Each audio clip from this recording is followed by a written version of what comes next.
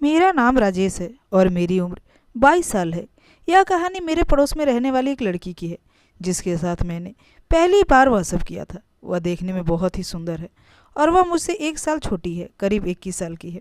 उसका नाम प्रिया है और मैं उसके बारे में क्या ही बताऊं। वह बहुत ही खूबसूरत है। आसपास के सभी लड़के उसके दीवाने थे। जब से वह जवान हुई थी, मैं तो उसके सपने देखने लगा था और मैं दिन रात उसके बारे में ही सोचने लगा था। मैं उसके बारे में सोच सोच कर एकदम पागल होने लगा।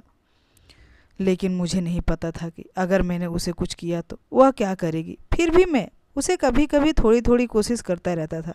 एक दिन हुआ यूं कि मैं अपने कॉलेज के पेपर की तैयारी कर रहा था और उस वक्त प्रिया भी अपने दूसरे साल के पेपर की तैयारी कर रही थी।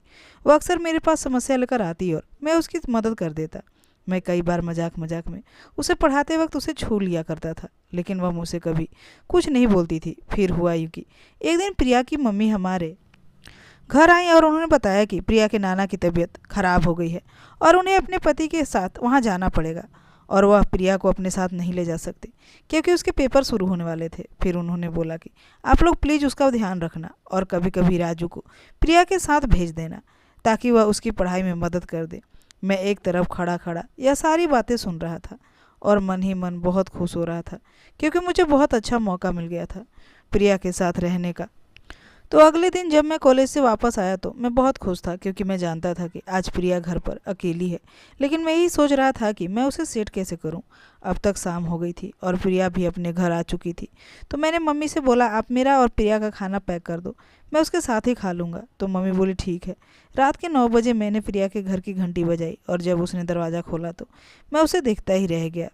उसने आज एक बहुत छोटी सी स्कर्ट पहन रखी थी। मैं तो उसको देखता ही रहा। फिर मैं अंदर आ गया।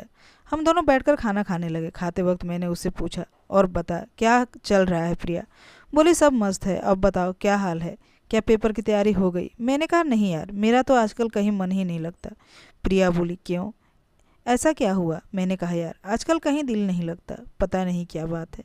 प्रिया बोली क्या मैं बताऊँ आपको क्या हुआ है? मैंने कहा हाँ जल्दी बताओ। प्रिया बोली शायद आपको कोई पसंद आ गया है, वह यह कहकर हंसने लगी। मैंने कहा हाँ शायद तू बिल्कुल सही कह रही है, आजकल तो मैं बस उसके ही सपने देखता रहता हूँ और हमेशा उसी के बारे में सोचता रहता हूँ। प्रिया बोली वह कौन है, प्लीज़ मुझे भी बताओ ना। मैंने कहा कोई नहीं, तू अपना खाना खा और पढ़ाई कर। प्रिया बोली नहीं मुझे नहीं पढ़ना, प्लीज़ पहले मुझे बताओ कौन है वह। मैंने कहा अच्छा तू खाना खा ले, जब हम पढ़ने बैठेंगे तो तुझे पक्का बताऊंगा। प्रिया बोली फिर ठीक है। फिर थोड़ी देर बाद प्रिया ने मुझसे बोला कि वह नहाने जा रही है। तो मैंने उसे बोला ठीक है लेकिन थोड़ा जल्दी से आना, फिर हम पढ़ना शुरू कर देंगे। तब मैंने मन ही मन में सोच लिया था आज मैं इसको सच बता दूंगा और अगर ठीक रहा तो आज उसके मज़े भी ले लूँगा। फिर मैंने भी अपने घर जाकर बोल दिया कि आज मैं लेट ही आऊँगा क्योंकि मुझे आज प्रिया को पढ़ाना है।